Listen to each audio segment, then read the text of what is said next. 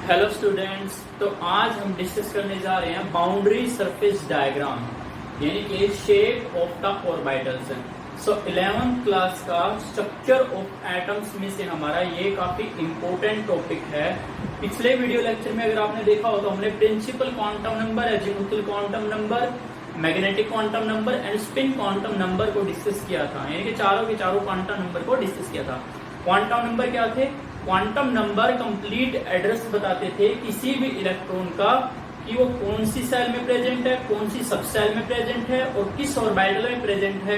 ठीक है, वो क्लॉकवाइज रिवॉल्व कर रहा है या फिर एंटी क्लॉकवाइज रिवॉल्व कर रहा है, उसकी एनर्जी कितनी है, वो न्यूक्लियस से कितना दूर, कितना पास है। ठीक है, तो सारे के सारे जो इन्फॉर्मेशन देते थे क्वांटम नंबर देते थे। ठीक है ना। फिर हमने कहा था कि जो क्वांटम मैकेनिक्स है वो बोलती है कि इलेक्ट्रॉन के मिलने की संभावना के बारे में डिस्कस करती है। दैट मीन्स बोहर ने जैसे कहा था कि इलेक्ट्रॉन किस पाथ में घूम रहे हैं, हमारे इलेक्ट्रॉन सर्कुलर पाथ में घूम रहे हैं, जैसे प्लैनेट रिवॉल्व करते हैं सन के चारों तरफ। बट क्वांटम मैकेनिक्स ने इसको डिस्कार्ड कर दिया गया था। ठीक है, क्वांटम मैकेनिक्स ने कहा था कि we can only tells about the probability of electrons, probability of finding the electrons. ठीक है, तो उसने कहा कि हम ऑर्बिटल्स की बात करते हैं। तो ऑर्बिटल्स क्या होते थे? Orbital is a region of the three dimensional space around the nucleus where the probability of finding the electron is 90 to 95%। फिर डिफरेंट टाइप के ऑर्बिटल्स होते हैं हमारे पास, s orbital, p orbital, d orbital, f orbital and so on. तो वो orbital कैसे दिखती हैं, उनकी शेप क्या होगी? हर एक ऑर्बिटल के लिए principal quantum number, azimuthal quantum number, magnetic quantum number and जो भी हमारा इलेक्ट्रॉन है उसके लिए स्पिन कैसे होगी, क्लॉकवाइज होगी, एंटी क्लॉकवाइज होगी, वो सब आज हम डिस्कस करने जा रहे हैं। तो बाउंड्री सरफेस रीजन बोलते हैं इसको, बाउंड्री सरफेस रीजन, यानी कि न्यूक्लियस के चारों तरफ वो थ्री डायमेंशनल स्पेस या रीजन जहां पर probability of finding the electron is maximum about 90 to 95%। So boundary surface diagram.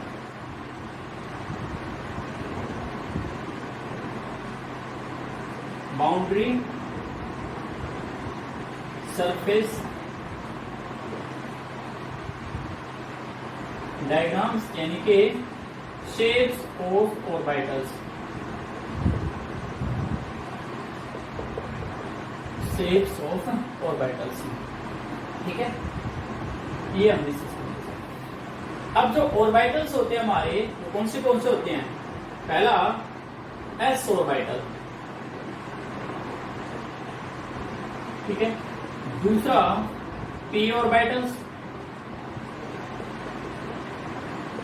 Third D orbital and fourth कौन सा होगा हमारा? F orbitals. क्या इससे भी आगे होते हैं? यस, इससे भी आगे हो सकते हैं, बट हमारा एस पी डी एफ तक हमारा काम चल जाएगा। एक्चुअली जो probability of finding the electron है वो इनफाइनाइट डिस्टेंस तक भी जीरो नहीं होती है, यानी कि न्यूक्लियस से, एटम के अंदर न्यूक्लियस से कितनी भी दूर चले जाओ आप, वहां पर भी मैक्सिमम डिस्टेंस तक भी जो प्रोबेबिलिटी है इलेक्ट्रॉन के मिलने की वो जीरो नहीं होती है। बट हमें ये मोस्टली चार तरह के ऑर्बिटल डिस्कस करने हैं, S P D and F orbital. So बारी बारी इनको डिस्कस करते हैं। सबसे पहले S orbital.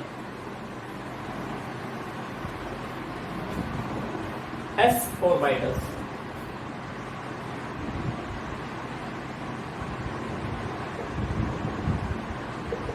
S orbital spherical होते हैं शेप में। S orbitals are, these are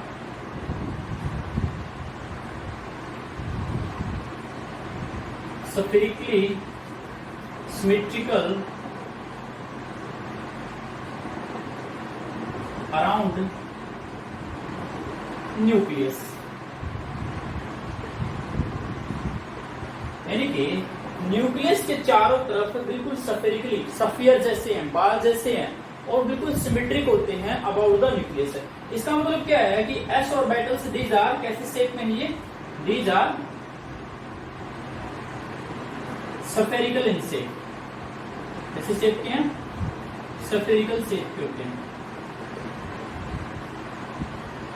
अब स्फेरिकल इन शेप का मतलब क्या है? That means the probability of finding the electron in all direction it's same. इसका मतलब क्या है, इस लाइन का मतलब क्या है, it means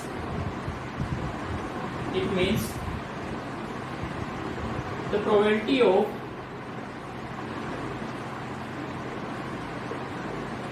finding electron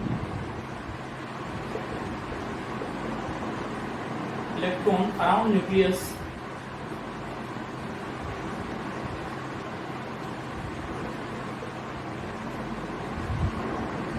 it's same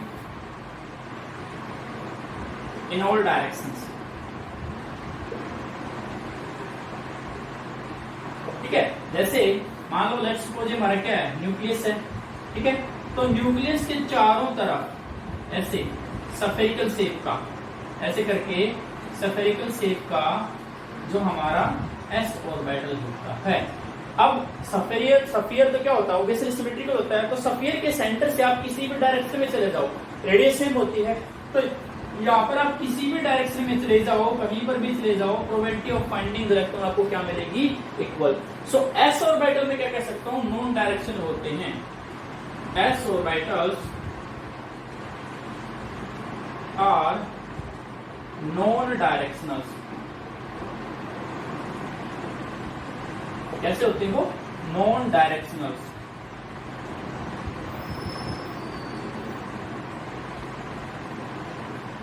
कोई भी डायरेक्शन नहीं होती है उनकी।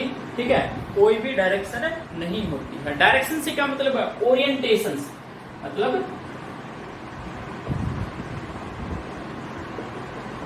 ओरिएंटेशन है वो क्या है। अभी ओरिएंटेशन का मतलब है किसी पर्टिकुलर एक्सिस में, या तो एक्स एक्सिस की तरफ, या वाई एक्सिस की तरफ, या फिर जेड एक्सिस की तरफ। ये तो तीनों की तीनों एक्सिस में, यानी कि 3 डायमेंशनल स्पेस में क्या है, बिल्कुल स्फेरिकली सिमेट्रिकल होते हैं।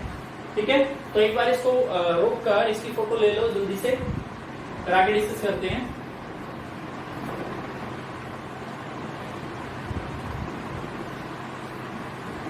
देखो क्या बोला, मान लो ये हमारा क्या है, ये हमारा एक्स एक्सिस है, ये एक्स एक्सिस, ये जेड एक्सिस, और ये हमारा क्या है, वाई एक्सिस है। तो जो एस ऑर्बिटल होते हैं वो कैसे होते हैं, सभी डायरेक्शन में इक्वली डिस्ट्रीब्यूट होते हैं, इनके इक्वल प्रोबेबिलिटी होती है मिलने की। ठीक है, हम ये नहीं कह सकते कि किसी पर्टिकुलर डायरेक्शन में ज्यादा इलेक्ट्रॉन मिलने की संभावना है, इनके इलेक्ट्रॉन के मिलने की संभावना क्या है, ज्यादा। ठीक है ना, तो एक्स एक्सिस, वाई एक्सिस और जेड एक्सिस में सभी डायरेक्शन में क्या ये स्फेरिकली सिमेट्रिकल हैं। ठीक है, इसलिए ये कैसे नॉन डायरेक्शनल्स है। क्या बोला, S orbitals are non directional होते हैं। ठीक है, और क्या है, एस ऑर्बिटल के लिए क्या क्या होता है, एस ऑर्बिटल्स। अब देखो एस ऑर्बिटल, क्या सारे एस ऑर्बिटल स्फेरिकल होते हैं, यस सारे के सारे एस ऑर्बिटल कैसे होते हैं, स्फेरिकल।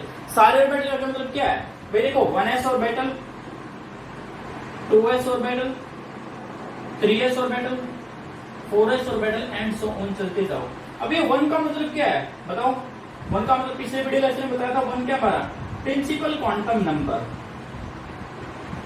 प्रिंसिपल क्वांटम नंबर, जो किसके बारे में बताएगा, मीन सेल के बारे में बताएगा। तो यहाँ पे प्रिंसिपल क्वांटम नंबर 2 है, यहाँ पर 3 है, यहाँ पे कितना है, 4 है। ठीक है, तो ये जो पहले वाली शेप बनाई थी किसके लिए थी, 1s ऑर्बिटल के लिए शेप थी। ठीक है, 1s ऑर्बिटल के लिए शेप थी। अब 1s ऑर्बिटल से 1s ऑर्बिटल देखो, s ऑर्बिटल कोई भी 1s की नहीं, कोई भी s ऑर्बिटल हो, उसके लिए l की वैल्यू कितनी थी, l क्या था, एजीमुथल क्वांटम नंबर या सब्सिडियरी क्वांटम नंबर या एंगुलर मोमेंटम क्वांटम नंबर या सेकेंडरी क्वांटम नंबर, कुछ भी बोल दो उसको। उसके लिए l की वैल्यू कितनी थी, 0। जब l की वैल्यू 0 थी तो कितनी पॉसिबल ओरिएंटेशन थी, कितनी पॉसिबल ओरिएंटेशन थी, ओरिएंटेशन कैसे निकालते हैं, पॉसिबल ओरिएंटेशन से, पॉसिबल ओरिएंटेशन कैसे निकालते हैं, 12+1 से निकालते हैं। तो l की वैल्यू 0 है, यानी कि 0+1, तो कितनी ओरिएंटेशन पॉसिबल है, एक। तो ये हमें दिख रही है, एक काइंड की ओरिएंटेशन पॉसिबल है। कहने का मतलब ये है कि s ऑर्बिटल्स में अगर ml की वैल्यू भी निकालो तो ml क्या था, मैग्नेटिक क्वांटम नंबर, ml की वैल्यू कैसे निकालते हैं, ml की वैल्यू निकालते हैं -L2 + L, -L2 + L including 0। अब L की वैल्यू 0 है तो ml की वैल्यू कितनी हो जाएगी, 0। तो एक ही ओरिएंटेशन पॉसिबल है और वो आपके सामने बनी हुई है। कहने का मतलब है कि s ऑर्बिटल्स जो f सबसेल है उसमें केवल एक ही ऑर्बिटल होता है, एक ही डब्बा होता है। यानी कि जो भी s ऑर्बिटल है उसमें एक ही ऑर्बिटल यानी कि एक ही मैक्सिमम क्या होते हैं, s सबसेल उसमें एक ही ऑर्बिटल प्रेजेंट होता है। उसमें कितने इलेक्ट्रॉन आ सकते हैं, उसमें 2 इलेक्ट्रॉन आ सकते हैं। एक की स्पिन कैसी होगी, याद करो स्पिन क्वांटम नंबर में बताया था, किसी भी ऑर्बिटल में मैक्सिमम 2 इलेक्ट्रॉन आ सकते हैं एक डब्बे में, ठीक है। तो उसकी एक स्पिन क्लॉकवाइज होगी, दूसरी की स्पिन कैसे होगी, एंटी क्लॉकवाइज होगी, ठीक है। तो यहाँ पर कितने इलेक्ट्रॉन आ सकते हैं, मैक्सिमम 2। तो 2s में भी कितने आ सकते हैं 2, 3s में भी कितने आ सकते हैं 2, 4s में भी कितने आ सकते हैं 2। सभी की शेप कैसी है, स्फेरिकल। अब लेकिन शेप में थोड़ा सा डिफरेंस है, सभी की शेप वैसे तो स्फेरिकल है पर थोड़ी सी एक चीज जो डिफरेंशिएट करती है 1s 2s 2s 3s 4s को, वो क्या है, इसको रोक कर एक बार फोटो ले लो जल्दी से, ठीक है। रो डिस्कस करते हैं कि क्या चीज डिफरेंशिएट करती है। पहला एक चीज बताई थी, जो एनर्जी होती है वो किस पर डिपेंड करती है, प्रिंसिपल क्वांटम नंबर पर। तो जैसे जैसे प्रिंसिपल क्वांटम नंबर बढ़ेगा एनर्जी भी क्या होती जाएगी, बढ़ती जाएगी, ठीक है ना। तो दूसरी चीज क्या है, एक चीज सीखनी पड़ेगी आपको, नोड। नोड नोड क्या होता है, नोड वो रीजन होता है जहां पर इलेक्ट्रॉन के मिलने की प्रोबेबिलिटी 0 होती है। It is the region, it is the region या ऐसी जगह, it is the region of space where probability of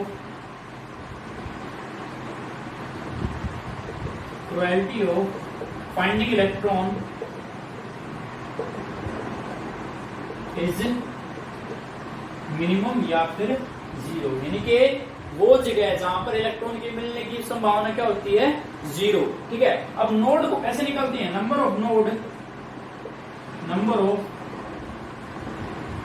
nodes for s orbitals, कोई सा s ऑर्बिटल हो वो क्या होता है n-1, क्या होता है n-1, वेयर n क्या है, principal quantum number, principal quantum number. अब जैसे 1s है, 1s है, 1s के लिए n की वैल्यू क्या है, 1 है, तो नोड कितने होंगे यहाँ पर, ऐसे भी क्वेश्चन आते हैं नोड पूछता है, तो 1 - 1 कितने नोड होंगे, 0। यानी कि जो स्पेस है जो दिख रही है आपको सामने वो 1s ऑर्बिटल की है, 1s ऑर्बिटल की है। यहाँ पर ये स्फेरिकल एक बाल है, यहाँ पर कहीं भी इलेक्ट्रॉन के मिलने के चांसेस 0 नहीं है, इलेक्ट्रॉन के मिलने की प्रोबेबिलिटी 0 नहीं है, यानी कि इसमें कोई भी नोड नहीं है। लेकिन जैसे ही 2s के लिए निकालूंगा मैं, 2s ऑर्बिटल के लिए, तो क्या हो जाएगा, नोड क्या हो जाएंगे, node is equal to n-1, यानी कि n की वैल्यू, प्रिंसिपल क्वांटम नंबर की वैल्यू कितनी है, 2, तो 2 - 1 वो भी हमारा कितना बच जाएगा, 1। यानी कि 2s ऑर्बिटल में कितने नोड मिलेंगे, 1 नोड मिलेगा। यानी कि एक जगह ऐसी आएगी जहां पर इलेक्ट्रॉन के मिलने की संभावना क्या होगी, 0। तो 2s ऑर्बिटल कैसा होगा, इसको जल्दी से फोटो ले लो इसकी, 2s ऑर्बिटल जरूर बना देता हूं। 2s ऑर्बिटल ये हमारा क्या होगा, क्या होगा, एक स्फीयर होगा, ठीक है, स्फीयरिकल सिमेट्रिकल होगी, और इसके चारों तरफ ऐसे, ये वाला रीजन, यहाँ पर भी इलेक्ट्रॉन के मिलने की प्रोबेबिलिटी है। बट एक जो स्पेस है मैं उसको रेड वाले से करता हूं, ये वाली स्पेस, ये वाली स्पेस, ये वाली स्पेस, ये वाली स्पेस क्या है, ये वाली स्पेस ऐसी जगह है जहां पर इलेक्ट्रॉन के मिलने के चांसेस क्या है, 0, जहां पर इलेक्ट्रॉन नहीं मिल सकता है। तो इस रीजन को क्या बोल दिया, नोड, क्या बोल दिया, नोड। तो आपसे क्वेश्चन में पूछे कि 2s ऑर्बिटल में कितने नोड है बताओ, तो 2s ऑर्बिटल में कितने नोड है, 1 नोड है। और नोड क्या होता है, the region, the space where the probability of finding electron is 0। तो 2s ऑर्बिटल की शेप कैसी है तो ओवरऑल स्फेरिकल ही है, तो ओवरऑल स्फेरिकल ही, बट उसमें क्या है, एक डिस्क है, यानी कि बीच में क्या है, सेंटर में क्या है, एक स्फीयर है जहां पर इलेक्ट्रॉन के मिलने की चांसेस क्या है, मैक्सिमम है। फिर एक स्पेस आती है जहां पर एम्प्टी स्पेस बोल सकते हो, जहां पर इलेक्ट्रॉन के मिलने की संभावना क्या है, 0। फिर अनदर क्या आता है, एक अनदर हमारा स्फीयर, जो स्फीयर को कवर करे हुए बाउंड्री है, वो जगह आती है जहां पर इलेक्ट्रॉन के मिलने के अगेन चांसेस क्या है, मैक्सिमम है। तो यहाँ पे क्या है, एक नोड है। 3s ऑर्बिटल में कितने नोड हो जाएंगे, 3s ऑर्बिटल में तो प्रिंसिपल काउंटर नंबर कितना है 3, उसमें से 1 घटा दो तो कितने नोड है वहां पर 2 नोड और प्रेजेंट हैं। यानी कि 1s के अलावा जैसे इसमें क्या हो जाएगा, ये 3s के लिए क्या हो जाएगी, एक तो ये तो स्फेरिकल हो जाएगा, फिर ये यानी कि फिर से एक और क्या आ जाएगा, एक जगह आ जाएगी, ऐसे करके यहाँ पर इलेक्ट्रॉन मिलने की चांसेस हैं। तो यहाँ पर ये बीच वाली जगह है जो ये वाली जगह है जो यहाँ पर अगेन इलेक्ट्रॉन के मिलने की चांसेस क्या हैं 0। तो ऐसे चलते जाएंगे, नोड निकलते जाएंगे, ठीक है। हर एक s ऑर्बिटल कैसा होता है, स्फेरिकल होता है, बट डिफरेंस किस चीज का होता है, डिफरेंस ये होता है एक तो साइज का, 2 चीज का डिफरेंस होता है। यहाँ लिखता हूं मैं s orbital, all s orbital लिख लो इस लाइन को, all s orbital are spherical in shape, but उनमें डिफरेंस किस चीज का होता है, एक डिफरेंस होता है साइज का। जैसे जैसे प्रिंसिपल क्वांटम नंबर की वैल्यू बढ़ती जाएगी वैसे वैसे साइज क्या होता जाएगा, बढ़ता जाएगा। ये बात पहले भी बताई थी, यानी कि एज n क्या होता जाएगा, n क्या प्रिंसिपल क्वांटम नंबर, साइज भी क्या होता जाएगा, बढ़ता जाएगा। तो साइज की अगर बात करूं, मान लो मुझे कंपेयर करना है 4s का बड़ा है किससे, 3s से, 3s का बड़ा है किससे, 2s से, 2s का बड़ा है साइज किससे, ये किसका है साइज, ठीक है। और क्या, और किस चीज में डिफरेंशिएट है, यहाँ पर नोड का भी डिफरेंस होता है। किसका डिफरेंस होता है, नोड का। 4s में कितने नोड हो जाएंगे 4 - 1, ठीक है। इसमें कितने नोड हो जाएंगे 3 - 1, इसमें कितने नोड है 2 - 1, इसमें कितने नोड है 1 - 1, यानी कि 4s में 3 नोड, 3s में 2 नोड, 2s में 1 नोड और 1s में कितने नोड है 0। नोड क्या था, प्रोबेबिलिटी, यानी कि ऐसी जगह जहां पर इलेक्ट्रॉन के मिलने की चांसेस क्या है 0, ठीक है। और किस चीज में डिफरेंशिएट करते हैं, और ये एनर्जी में डिफरेंशिएट करते हैं, याद करो प्रिंसिपल क्वांटम नंबर जब पढ़ाया था आपको बताया था कि एनर्जी किस पर डिपेंड करती है, n पर, प्रिंसिपल क्वांटम नंबर पर। n की वैल्यू बढ़ती जाएगी, एनर्जी भी बढ़ती जाएगी, ठीक है। यानी कि n की वैल्यू बढ़ी तो एनर्जी भी क्या हो जाएगी, n की वैल्यू बढ़ी तो एनर्जी भी क्या हो जाएगी, बढ़ जाएगी। तो सबसे ज्यादा मान लो आपको रैंडम देता है, एक दे दिया आपको 3s, एक दे दिया आपको 2s और एक दे दिया 1s, इसमें से पूछ ले बताओ सबसे ज्यादा एनर्जी किसकी है, जिसमें प्रिंसिपल क्वांटम नंबर की वैल्यू सबसे ज्यादा, उसकी एनर्जी क्या होगी सबसे ज्यादा। तो 3s की एनर्जी ज्यादा, फिर 2s और लास्ट में किसकी एनर्जी क्या होगी, मिनिमम किसकी होगी 1s की। तो ये था हमारा s ऑर्बिटल के बारे में, ठीक है। आगे बढ़े, फोटो ले लो इसकी जल्दी से, आगे बढ़ते हैं p ऑर्बिटल पर। तो s ऑर्बिटल के लिए कितनी ओरिएंटेशन पॉसिबल है, एक ही ओरिएंटेशन पॉसिबल है। क्यों एक ही ओरिएंटेशन पॉसिबल है, क्योंकि जो हमारा जो मैग्नेटिक क्वांटम नंबर है उसकी कितनी वैल्यू पॉसिबल है, एक ही वैल्यू पॉसिबल है, जो कितनी है 0, ठीक है ना। तो एक ही ओरिएंटेशन पॉसिबल है। नोड कैसे निकालेंगे, n - 1, यानी कि प्रिंसिपल क्वांटम नंबर में से 1 घटा दूंगा तो वो क्या आ जाएंगे नोड, ठीक है। अब आती है p ऑर्बिटल्स, सेकंड नंबर पे क्या है p ऑर्बिटल्स।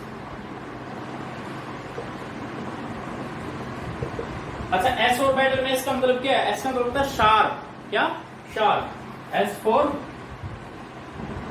शार्प, ठीक है। p ऑर्बिटल में p का मतलब क्या है, प्रिंसिपल, क्या मतलब है प्रिंसिपल, ठीक है। पहले तो p के लिए देख लेते हैं, p के लिए क्या होगा, p के लिए l की वैल्यू, l क्या था azimuthal quantum number, azimuthal quantum number, वो मैंने बताया था, याद कर ले लो, ठीक है। कैसे, यहाँ पर ऑर्बिटल कौन सा है, सबसे कौन सी है, यानी कि s p d f, और l की वैल्यू क्या होगी 0 1 2 3 4, ऐसे चलते जाओगे एंड सो ऑन। तो p के लिए l की वैल्यू कितनी है 1, p के लिए l की वैल्यू कितनी है 1। पॉसिबल ओरिएंटेशन कितनी होगी स्पेस में,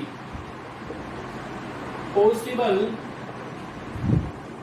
ओरिएंटेशंस कौन बताता है, मैग्नेटिक क्वांटम नंबर, ठीक है। मैग्नेटिक क्वांटम नंबर, जितनी मैग्नेटिक क्वांटम नंबर की वैल्यू होगी उतनी ओरिएंटेशन पॉसिबल होगी, ठीक है। अब l की वैल्यू कितनी है, l की वैल्यू 1 है, तो ml की वैल्यू कितनी हो जाएगी, ml क्या था magnetic quantum number, magnetic quantum number, magnetic quantum number की वैल्यू कितनी होती है -L2 + L इंक्लूडिंग 0, तो -1 0 एंड +1, तो 3 वैल्यू आई ml की, तो 3 ओरिएंटेशन पॉसिबल होंगी। या फिर कैसे निकाल सकते हो, या फिर ऐसे निकाल सकते हो 2l + 1, तो 2 × 1 + 1 कितना हो गया 3 ओरिएंटेशन पॉसिबल होंगी।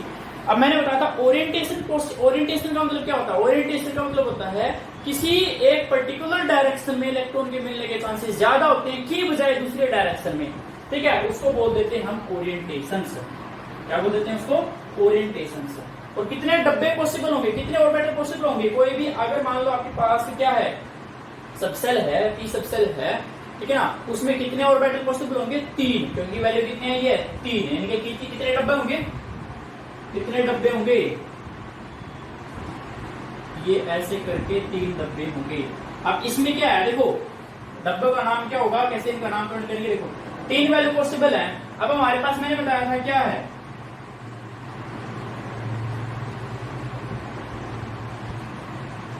ये हमारे क्या था, एक्स एक्सिस, ये वाई एक्सिस, ये जेड एक्सिस, ठीक है। ये क्या है, X axis, Y axis, Z axis, क्या है, X axis, Y axis and Z axis. अब कितनी वैल्यू पॉसिबल है? 3। अब देखो यहाँ पर क्या है, 3 ओरिएंटेशन पॉसिबल है, और 3 ओरिएंटेशन पॉसिबल का मतलब है कि एक बार तो इलेक्ट्रॉन की मिलने की संभावना किस तरफ होगी, एक्स एक्सिस की तरफ, एक बार वाई एक्सिस की तरफ, और एक बार जेड एक्सिस की तरफ। अब जो शेप होती है पी ऑर्बिटल की वो होती है dumbbell shape, dumbbell shape, dumbbell, ठीक है, कैसी, ऐसे करो, ठीक है।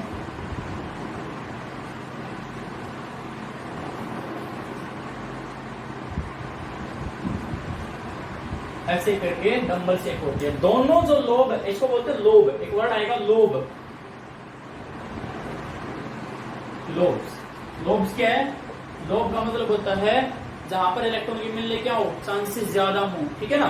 तो लोब क्या है, लोब दोनों तरफ में देखो, इधर भी है और इधर भी है, दोनों लोब एक जैसी होती हैं, दोनों लोब एक जैसे होते हैं, दोनों लोब में इलेक्ट्रॉन के मिलने के चांसेस क्या होते हैं, ज्यादा, मतलब सेम होती हैं। कई बार ऐसा पूछ लेता है क्वेश्चन में कि पी ऑर्बिटल में जैसे पी एक्स ऑर्बिटल है, पी वाई ऑर्बिटल है, पी जेड ऑर्बिटल है, तो 2 लोब होती हैं, कौन सी लोब में ज्यादा इलेक्ट्रॉन के मिलने के चांसेस हैं? ऑब्वियसली दोनों लोब एक जैसी होती हैं, सिमेट्रिकल होती हैं, वहां पर दोनों पे इलेक्ट्रॉन के मिलने के चांसेस क्या है, ज्यादा है, ठीक है। तो जो पी एक्स ऑर्बिटल है, पी एक्स ऑर्बिटल,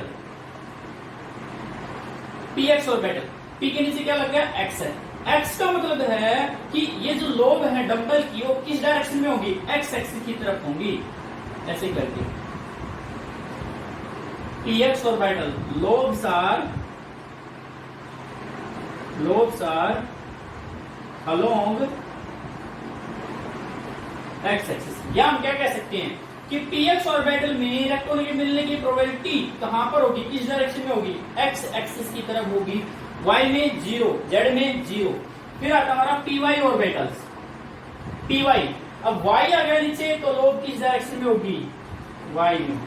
ऐसे इलेक्ट्रॉन के मिलने के चांसेस y में ज्यादा है, x में नहीं है, z में नहीं है। और लास्ट में कौन सा ऑर्बिटल है हमारा, पी जेड ऑर्बिटल, जहां पर z एक्सिस के अलोंग लोब प्रेजेंट होती हैं। z एक्सिस के अलोंग डायरेक्शन में इलेक्ट्रॉन के मिलने के चांसेस मैक्सिमम, x में 0, y में भी क्या है, 0 है। तो ये हमारे 3 ऑर्बिटल हैं। अब देखो 3 डब्बे मैंने बोला था, एक का नाम क्या है, पी एक्स, एक का नाम क्या है, पी वाई, और एक का नाम क्या है, पी जेड। एक डब्बे में मैक्सिमम 2 इलेक्ट्रॉन आ सकते हैं, तो 2 इसमें, 2 इसमें और 2 इसमें, मैक्सिमम कितने इलेक्ट्रॉन आ सकते हैं, यहाँ पर 6 इलेक्ट्रॉन आ सकते हैं, 6 इलेक्ट्रॉन आ सकते हैं। क्यों, कितने ऑर्बिटल पॉसिबल है, 3 ऑर्बिटल पॉसिबल है, और एक ऑर्बिटल में कितने इलेक्ट्रॉन आ सकते हैं, 2 इलेक्ट्रॉन आ सकते हैं, तो मैक्सिमम कितने इलेक्ट्रॉन आ सकते हैं, 6 ऑर्बिटल। सभी की एनर्जी सेम होती है, energy P X is equal to P Y is equal to P Z, energy, energy सभी की एनर्जी सेम होती है। वेरी इंपॉर्टेंट चीज है ये, क्योंकि सभी के लिए प्रिंसिपल क्वांटम नंबर की वैल्यू क्या है, सेम। एल की वैल्यू क्या है, एल की वैल्यू थोड़ी सी डिफरेंस है, -1, 0 एंड +1, बट एनर्जी किस पर डिपेंड करती है, प्रिंसिपल क्वांटम नंबर पर। प्रिंसिपल क्वांटम नंबर सभी के लिए क्या है, सेम है, ठीक है। अब यहाँ पर और क्या हम बता सकते हैं, और भी बहुत सारी चीजें बता सकते हैं। पहले इसको नोट कर लो जल्दी से, फोटो ले लो इसकी, आगे बढ़ते हैं। क्या यहाँ पर भी लोब होगी, सॉरी लोब नहीं, क्या यहाँ पर भी नोड होगा, यस बिल्कुल नोड होंगे, यहाँ पर भी नोड प्रेजेंट होंगे, ठीक है। Number of node, number of nodes in p orbital, वो निकलते हैं n-2 से। जितनी भी n की वैल्यू है प्रिंसिपल क्वांटम नंबर की वैल्यू, उसमें से 2 सब्ट्रैक्ट कर दो, वो क्या हो जाएगा, नंबर ऑफ नोड। जैसे मान लो हमारे पास क्या है 2px ऑर्बिटल, 2px ऑर्बिटल, तो यहाँ पर प्रिंसिपल क्वांटम नंबर की वैल्यू कितनी है 2, तो इसमें कितने नोड होंगे 2 - 2, कितने नोड होंगे 0, कितने नोड होंगे 0। बट यहाँ पर एक अलग तरह का नोड भी होता है, उसको बोलते हैं नोडल प्लेन।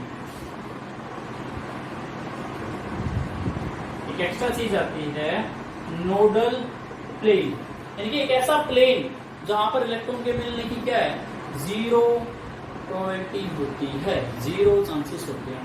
यानी कि 2 तरह के नोड आ गए हमारे पास, 2 तरह के नोड, टाइप्स ऑफ नोड।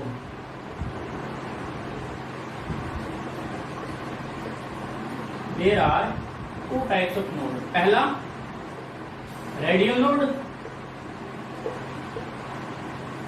दूसरा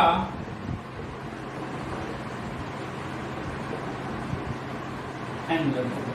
अब एंगुलर नोड कैसे निकालते हैं, एंगुलर नोड होता है, angular node is equal to, यहां पर लिखता हूं, यानी कि नंबर ऑफ एंगुलर नोड्स किसके इक्वल होता है, एल की वैल्यू के इक्वल होता है, यानी कि एजीमुथल क्वांटम नंबर की वैल्यू के इक्वल होता है।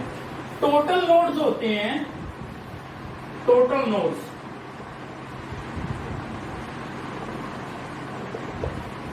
टोटल नोड्स होते हैं हमारे कितने n-1, टोटल नोड होते हैं हमारे n-1। अब देखो एंगुलर नोड कितने हैं, टोटल नोड कितने हैं n-1, तो रेडियल नोड कितनी बच गई, टोटल नोड में से आप क्या घटा दोगे, एंगुलर नोड। ये हमारे क्या है नंबर ऑफ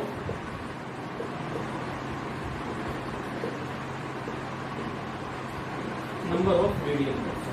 अब देखो मान लो आपको क्या दे रखा है 2p ऑर्बिटल दे रखा है, 2p ऑर्बिटल, और उसमें पूछ रहे हैं बता नोड कितने होंगे। तो सबसे पहले टोटल नोड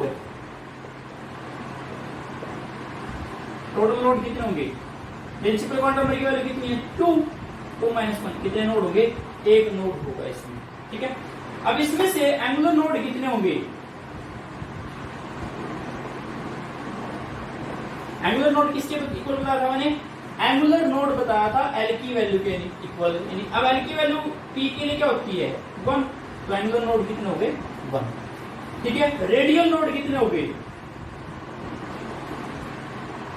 रेडियल नोड क्या था n-1 - l, यानी कि 2 - 1 - 1 कितना 0, ठीक है। क्योंकि देखो टोटल नोड कितने थे, टोटल नोड थे 1, अब उनमें से एक ही क्या हो गया एंगुलर नोड हो गया, तो रेडियल नोड क्या है 0।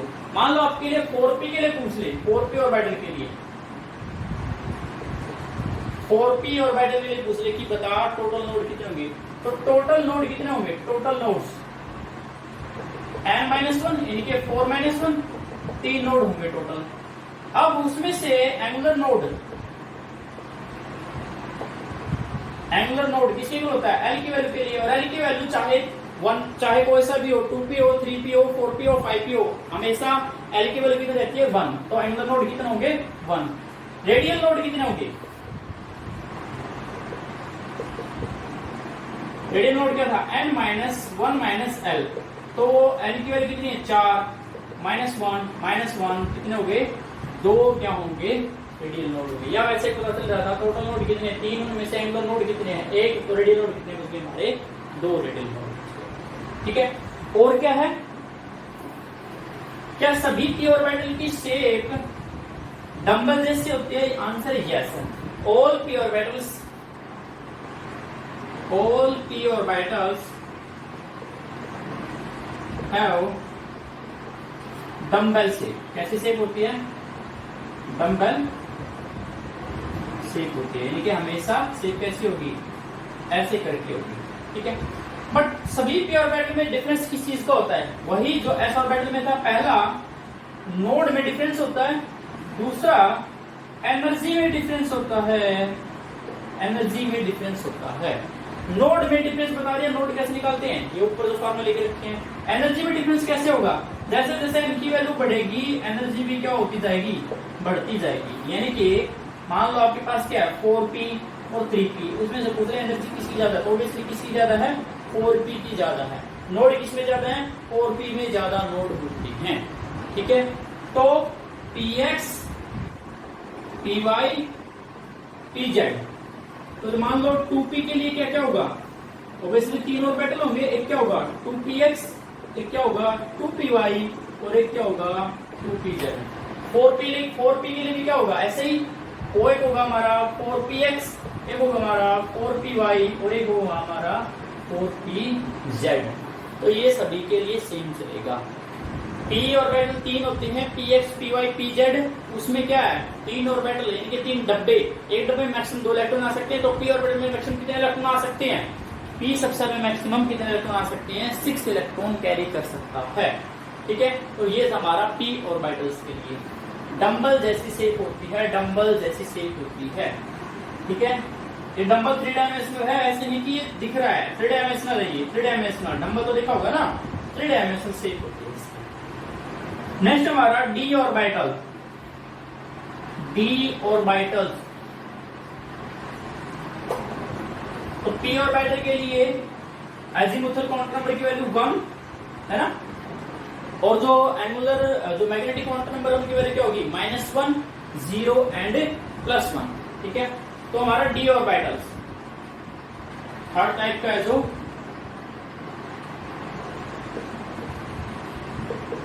d ऑर्बिटल्स, तो d ऑर्बिटल के लिए l की वैल्यू कितनी होगी, l की वैल्यू spd 0 1 2 यानी कि कितनी वैल्यू होगी 2। पॉसिबल ओरिएंटेशन इन स्पेस,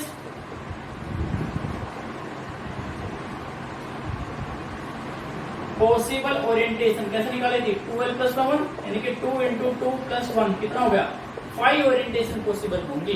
ठीक है, या इसके लिए ml की वैल्यू निकाल लो, वो भी 5 आएंगी। ml की वैल्यू की क्या बताई थी, -l से लेकर +l तक इंक्लूडिंग 0, तो l की वैल्यू कितनी है 2, तो -2 -1 0 +1 +2। ठीक है, तो 5 ओरिएंटेशन पॉसिबल होंगी। कितनी ओरिएंटेशन पॉसिबल होगी, 5। अब शेप कैसी होती है डी ऑर्बिटल की, double dumbbell, double dumbbell shape, double dumbbell. P orbital की कैसे थी, डंबल शेप, डी ऑर्बिटल की क्या है, डबल डंबल शेप। अच्छा, पी ऑर्बिटल में एक छोटी सी चीज रह गई, जो नोडल प्लेन की बात कर रहे थे, नोडल प्लेन की बात कर रहे थे, जो एंगुलर नोड आया था वो एंगुलर नोड था कहां पर, मान लो ये px है। ठीक है, मान लो ये x एक्सिस है, ये y एक्सिस है और ये z है, ये pz ऑर्बिटल हमारे पास, pz। तो देखो ये लोब दिख रही है आपको, ये जो वाला जो रीजन दिख रहा है ये वाला, यहाँ पर इलेक्ट्रॉन के मिलने के चांसेस ज्यादा हैं और यहाँ पर भी इलेक्ट्रॉन के मिलने के चांसेस ज्यादा हैं। लेकिन देखो यहाँ पर ओरिजिन पर, यहाँ पर एक टाइम ऐसा आया जहां पर इलेक्ट्रॉन के मिलने के चांसेस बिल्कुल 0 हैं। तो इस प्लेन को क्या बोल दूंगा मैं, नोडल प्लेन। क्या बोलूंगा इसको, नोडल प्लेन। जेड एक्सिस में तो इलेक्ट्रॉन है नहीं, तो किस एक्सिस में नहीं है, एक्स एंड वाई, यानी कि नोडल प्लेन क्या होगा, एक्स वाई। नोडल प्लेन क्या होगा, एक्स वाई। ठीक है, तो इसको ऐसे शो कर सकते हो। ठीक है, ऐसे ऐसे करके शो कर सकते हो।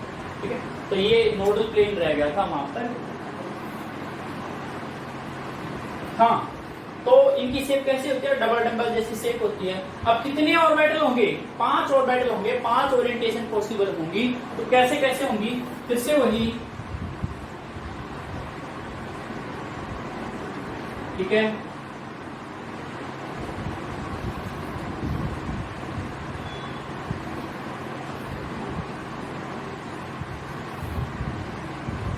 ये सभी के लिए क्या है, ये है एक्स एक्सिस, ये क्या है वाई एक्सिस, ये क्या है जेड एक्सिस है। ठीक है, सबसे पहला होता है हमारा D X Y. X denote करता है कि एक्स और वाई का मतलब होता है कि एक्स वाई प्लेन में है ये लोब। कौन से प्लेन में, एक्स वाई प्लेन में है। यानी कि देखो ये रहा हमारा एक्स और ये हमारा क्या है y, तो x और y प्लेन के बीच में प्रेजेंट होंगे। तो z को छोड़ दो, देखो ये हो गया हमारा ऐसे करके, ये हमारा x ये हो गया, ठीक है, और ये हमारा x एक्सिस, यस, और ये हमारा y एक्सिस, ऐसे करके, ठीक है, z की तरफ। अच्छा, इसको थोड़ा और अच्छे से कैसे दिखा सकते हैं, इसी की फोटो समझने के लिए, ठीक है। ये हमारा लेट्स सपोज क्या है, x एक्सिस है, और ये हमारा क्या है, y एक्सिस। तो ये लोब जो है, हाँ, तो क्या था, क्या बता रखना है, इसको हम कैसे बना सकते हैं, इसको हम कैसे बना सकते हैं, थोड़ा सा अच्छे से अगर इसको देखिए, तो ये हमारा क्या है, लेट्स सपोज ये हमारा x एक्सिस है, और ये क्या है, y एक्सिस है। dxy में लोब जो रहेगी कहां पर रहेगी, x एक्सिस और y एक्सिस के बीच में ऐसे, ठीक है, ऐसे बनती रहेगी, ठीक है, या फिर इसको ऐसे दिखाओ, ये हमारा x एक्सिस y एक्सिस, तो x और y के बीच में लोब है, ऐसे, ठीक है, अच्छे से इसकी समझ में आएगा, x और y एक्सिस के बीच में लोब प्रेजेंट है, ठीक है।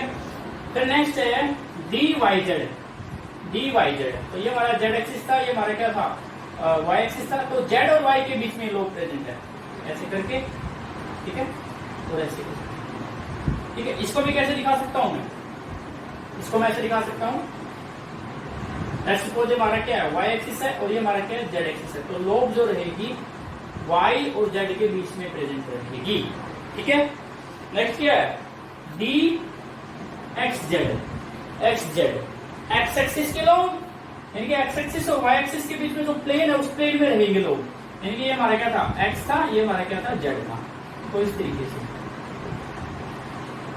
ऐसे इसको कैसे दिखा सकता हूं, ये x एक्सिस, ये z एक्सिस, तो इस तरीके से सारी लोग इक्वल होती है, हालांकि मुझसे नहीं बन रही, कोई दिक्कत नहीं है, ठीक है। नेक्स्ट कौन सा हमारा, एक बार इसकी फोटो ले लो, तीन की, dxy, dyz, dxz या dzx भी बोलते हैं इसको, कोई दिक्कत नहीं है, ठीक है। तो ले लो इसकी फोटो एक बार। दो रह गए हमारे, दो कौन से रह गए, एक हमारा dx square minus Y square, dx square minus Y square, dx square minus Y square, ठीक है। ये क्या है, x एक्सिस था, है ना, ये क्या था हमारा, z एक्सिस था, और ये हमारा क्या था, y एक्सिस है। तो इसकी लोब जो होती है वो x एक्सिस तो y एक्सिस के अलोंग होती है। dxy में तो क्या था, x y प्लेन के, इनके x और y एक्सिस के बीच में थी, वहां प्लेन में थी, बट यहाँ पे क्या x एक्सिस और y एक्सिस के अलोंग में है, इनके यहाँ पर इसकी अगर दूसरे सिंपल वाले शेप बनाऊं तो मान लो x एक्सिस है, ये हमारा क्या y एक्सिस है, तो यहाँ पर अलोंग द एक्सिस होती है, अलोंग द एक्सिस है, ठीक है। उसमें तो क्या था, जो dxy थी, dxy में तो क्या था, ये x एक्सिस, ये y एक्सिस है, यहाँ पर इनके प्लेन के बीच में थी, बट यहाँ पर क्या है, अलोंग द एक्सिस है, ये हमारे कौन से, dx स्क्वायर माइनस से y स्क्वायर है। और लास्ट में बचती है dz स्क्वायर,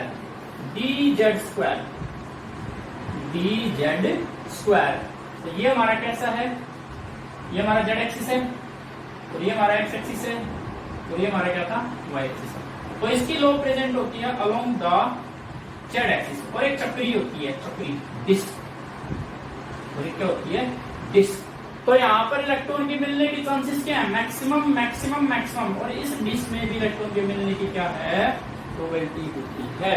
तो इसकी शेप कुछ इस तरह की है, और इजी बनाए तो ये ऐसे करती है, एक सर्कुलर डिस्क भी होती है, शक्तिमान की तरह, शक्तिमान घूमता ना वैसे, ठीक है ना, तो उस तरीके से इसकी है। तो 5 d ऑर्बिटल पॉसिबल है, dxy, dyz, dzx, dx square minus Y square और dz स्क्वायर, देखिए 5 पॉसिबल ओरिएंटेशंस पॉसिबल थी स्पेस में, इसलिए 5 ऑर्बिटल प्रेजेंट है। एक ऑर्बिटल में कितने इलेक्ट्रॉन आ सकते हैं, 2, 5 है यहाँ पर, तो कितने मैक्सिमम इलेक्ट्रॉन आ सकते हैं, d में 10 इलेक्ट्रॉन आ सकते हैं d सबसेल में, ठीक है। तो इसमें कितने डब्बे होंगे बोलो, तो डब्बों की बात करें तो यहाँ पर 1, 2, 3, 4 एंड 5, यानी कि एक तो क्या है dxy, एक क्या है dxz, dyz बोल दो, dxz, और एक क्या है dx square minus Y square, और एक क्या है dz स्क्वायर। सारे के सारे डीजेनरेट हैं, सारे के सारे कैसे हैं, डीजेनरेट हैं।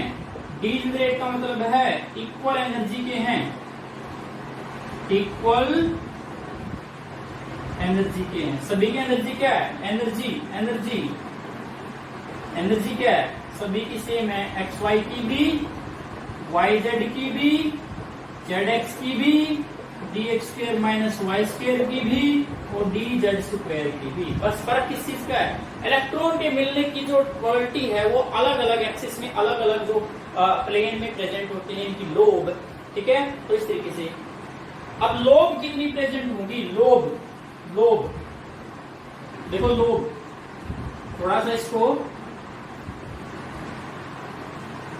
ऐसे बना लेते हैं। तो देखो एक तो प्लेन ये है जहां पर इलेक्ट्रॉन के मिलने की पॉसिबिलिटी क्या है, 0, और एक प्लेन ये है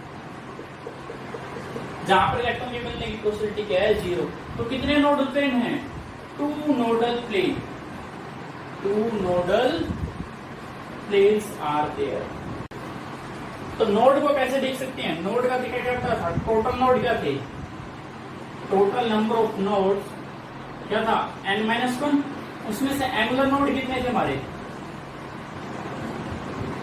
एंगुलर नोड थे हमारे एजीमुथल क्वांटम नंबर के इक्वल। और जो रेडियल नोड है, रेडियल नोड है वो क्या थे हमारे n-1, उसमें से l घटा दो, ठीक है।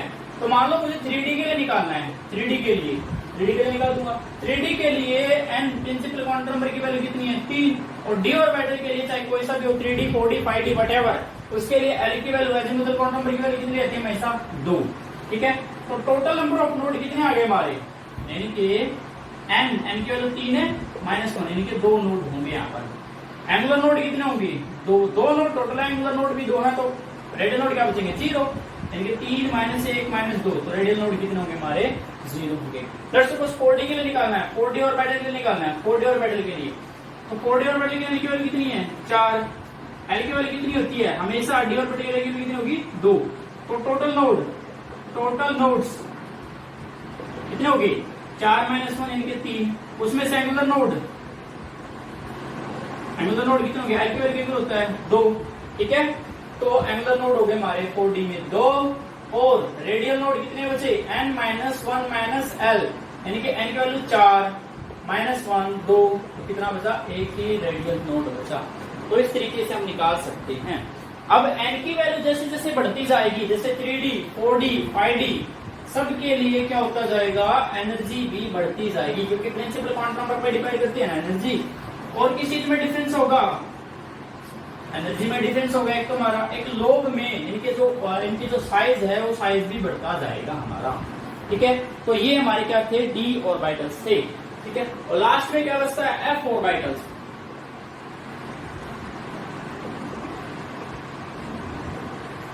f ऑर्बिटल के लिए l की वैल्यू कितनी रहेगी, l की वैल्यू रहेगी हमारी 3। तो पॉसिबल ओरिएंटेशन कितनी रहेगी,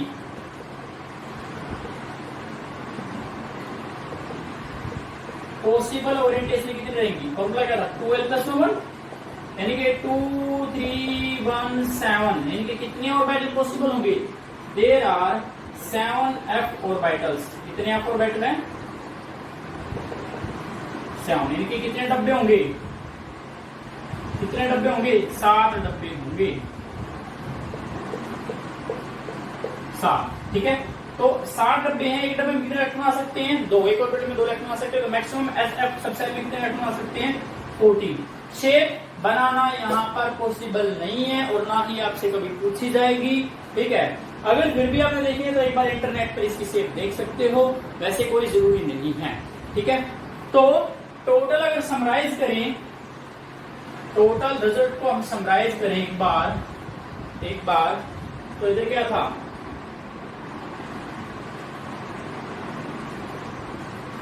s ऑर्बिटल, ठीक है,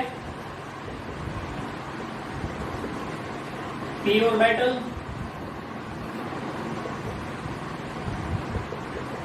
d ऑर्बिटल, या सबसे विजिबल है, let me check, yes visible है, ठीक है। तो एस ऑर्बिटल की शेप कैसी है? स्फेरिकल। एस ऑर्बिटल की शेप कैसी होती है? स्फेरिकल। Yes, shape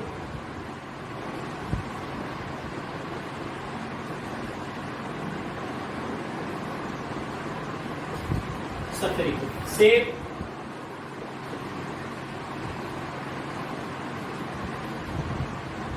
dumbbell. ठीक है, शेप डबल डम्बल। शेप मैं इंटरनेट पर चेक कर लूंगा। ठीक है, इनके आप इंटरनेट पर चेक कर लो। ठीक है, शेप। फिर एल की वैल्यू, एल की यानी कि एजीमुथल क्वांटम नंबर की वैल्यू 0 1 2 3। पॉसिबल ओरिएंटेशंस,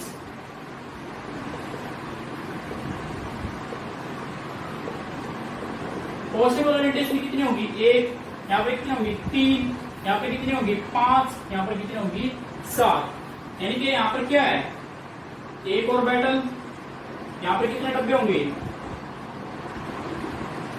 3, यहाँ पे कितने होंगे? 5, और यहाँ पे कितने होंगे? 7। ठीक है, तो यहाँ पर कितने इलेक्ट्रॉन आ सकते हैं? 2 इलेक्ट्रॉन आ सकते हैं, एक स्पिन क्लॉकवाइज, एक ही एंटी क्लॉकवाइज। यहाँ पर भी कितने इलेक्ट्रॉन आ सकते हैं? यहाँ पर 3 का डबल कर दो, 6 आ सकते हैं। यहाँ पे कितने आ सकते हैं? मैक्सिमम डी ऑर्बिटल में कितने इलेक्ट्रॉन आ सकते हैं? डी सेल में 10 इलेक्ट्रॉन आ सकते हैं। और यहाँ पर कितने आ सकते हैं? 14। यहाँ पे कितने आ सकते हैं? 14 इलेक्ट्रॉन आ सकते हैं। ठीक है, ये डायरेक्शनल होते हैं, डायरेक्शन होते हैं, नॉन डायरेक्शनल होते हैं। ये क्या होते हैं? सफियर की डायरेक्शन थोड़ी ना होती है, नॉन डायरेक्शनल। सफियर गोला, गोल मटोल है। ठीक है, यहाँ पर क्या है? क्या डायरेक्शनल होते हैं? यस, डायरेक्शनल होते हैं, डायरेक्शनल होते हैं। डायरेक्शन में भी क्या? एक px होगा, एक py होगा और एक pz होगा। यानी कि 3 जो लिखे हैं इनमें से क्या एक क्या है? px, एक क्या है? py, एक क्या है? pz। x का मतलब क्या है? इसकी लोब x एक्सिस के लॉन्ग होगी। px का मतलब क्या है? px की लोब x एक्सिस के लॉन्ग होगी। y का क्या है? y के लॉन्ग होगी। और z का क्या है? z के लॉन्ग होगी। सिमिलरली यहाँ पर dxy, dyz, dxy, dyz, gzx, dx square minus Y square and dz square, सभी की एनर्जी इक्वल। ठीक है, यहाँ पर आप देख लोगे। ठीक है, कोई जरूरी नहीं है, सिर्फ इतना याद रख लोगे आप। तो ये था हमारा नोड। कैसे निकालेंगे? नोड, नोड का फॉर्मूला लिखा था, निकाल लो। फिर बार बार दिखाने की क्या जरूरत है? नोड का फॉर्मूला क्या है? n-1 total node. Annular node किसमें होंगे? जिसमें l होंगे। और रेडियल नोड कितने होंगे हमारे? n-1 -l। तो ये था हमारा sp-bf ऑर्बिटल्स। ठीक है, जैसे जैसे n की वैल्यू, प्रिंसिपल क्वांटम नंबर की वैल्यू बढ़ती जाएगी, सभी के लिए एनर्जी बढ़ती जाएगी। ठीक है ना, तो बस यही है। Thank you, have a nice day.